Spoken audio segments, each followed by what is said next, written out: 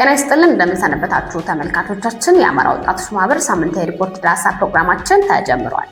በዛሬው ሰነዶችም በአማራ ወጣቶች ማህበርና በአማራ ልማት ማህበር መካከል የተደረገውን ታሪካዊና ስልታዊ የመግባቢያ ስምምነት ዝርዝር መረጃ ይዘንላችሁ ቀርበናል።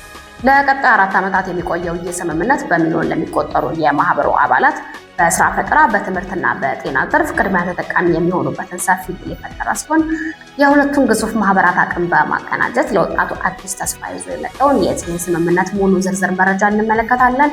ከፕሮግራሙ ጋር መቅደስ ደሴ ነኝ። አብራችሁን ቆዩ።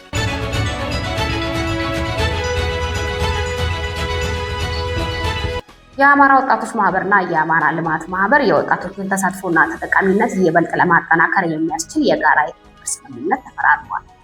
ሚያዝያ 29 2018 ዓ.ም በይፋ የተፈረመው ይህ ስምምነት በተለይም በስራ ፈጠራ፣ በአባላት ተሳትፎ፣ በሀብት ማሰባሰብ፣ በልማትና በማህበረሰብ ተጠቃሚነት ዙሪያ በቅንጅት ለመስራት ያለመ መሆኑ ተገልጿል።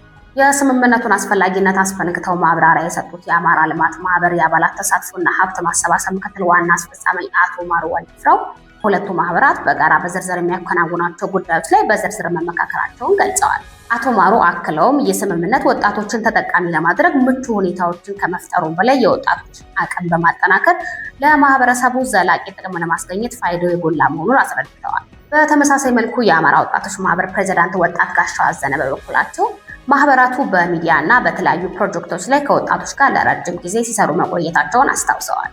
ፕሬዚዳንቱ አጽንኦት ሰጥተው እንደተናገሩት ይህንን ነባር ግንኙነት ወደ ላቀ ደረጃ ለማሸጋገር የስምምነት ፊርማው መደረጉ ወሳኝ እርምጃ ነው። በተለይም በስራ ፈጠራ ዘርፍ የተጀመሩ ስራዎችን አጠናክሮ በመቀጠልና የወጣቱን ኃይል በአግባቡ በመጠቀም ከአማራ ልማት ማህበር ጋር በጋራ መስራት የጋራ ተጠቃሚነት እውን ለማድረግ አዋጭ መሆኑን ወጣት ጋሻው አዘነ ገልጸዋል። በአጠቃላይ ይህ በአማራ ወጣቶች ማህበርና በአማራ ልማት ማህበር የተደረገው የትብብር ስምምነት ለቀጣዮቹ 4 ዓመታት የሚቆይ ሲሆን ዋና ዓላማውም በክልሉ የሚገኘውን የወጣት ኃይል በማስተባበር በልማት፣ በስራ ፈጠራና በማህበረሰብ ተጠቃሚነት ዙሪያ የተቀናጀ ውጤት ለማስመዝገብ ነው። ይህ የሁለቱ ግዙፍ ማህበራት ለረጅም ጊዜ የሚቆይ ቅንጅት በክልሉ ለሚገኙ ወጣቶች አዲስ ተስፋና ሰፊ የልማት በር ይከፍታል ተብሎ ይጠበቃል። ለዛሬ ዘንላችሁ የቀረብነው ሳምንታዊ ሪፖርት ዳሰሳ ፕሮግራማችን ይህንን ይመስል ነበር። በቀጣይ ሳምንት በአዳዲስ መረጃዎች እስክንገናኝ ድረስ መቅደስ ደሴ ነበርኩኝ። ቸር ሰንብቱ።